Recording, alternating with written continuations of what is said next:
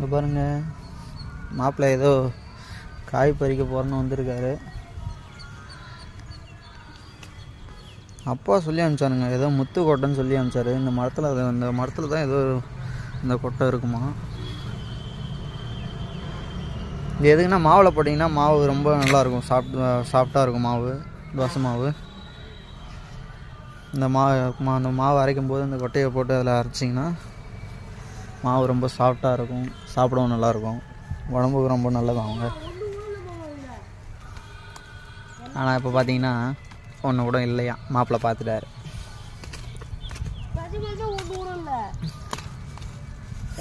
எல்லாம் முழு பத்துத்து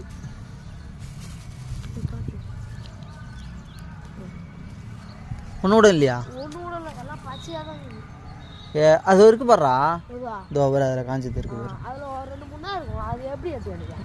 கிட்ட போய் செப்பல் தான் போட்டிருக்குல்ல, போ அதை தாழ்த்தி பாரு.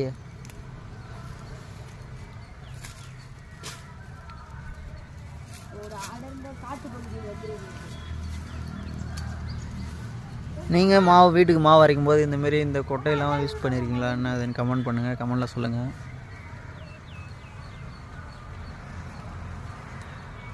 இது மாவில் போட்டு அரைச்சிங்கன்னா மாவு ரொம்ப சாஃப்டாக இருக்கும், இட்லி சுடும்போது தோசை சுடும்போதும். உடம்புக்கும் ரொம்ப நல்லது.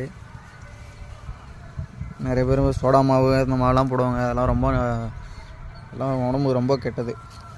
அதெல்லாம் போடவே போடாதீங்க. அந்த மாதிரி மாவு தான் நிறைய இடத்துல விற்கிறாங்க. நம்ம கடையிலே மாவுலாம் சேல்ஸ் பண்ணுறோம்.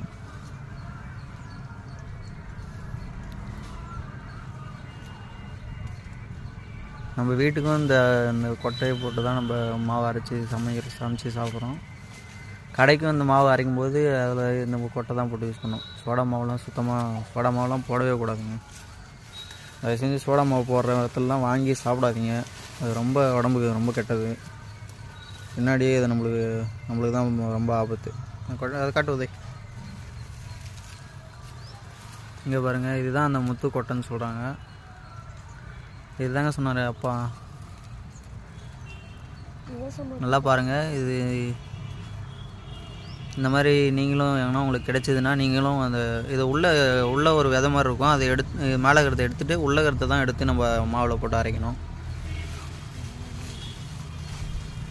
பார்த்துக்குங்க இந்த மரத்தை. தெரிலன்னா கூட எங்கன்னா உங்களுக்கு கிடைக்கிற இடத்துல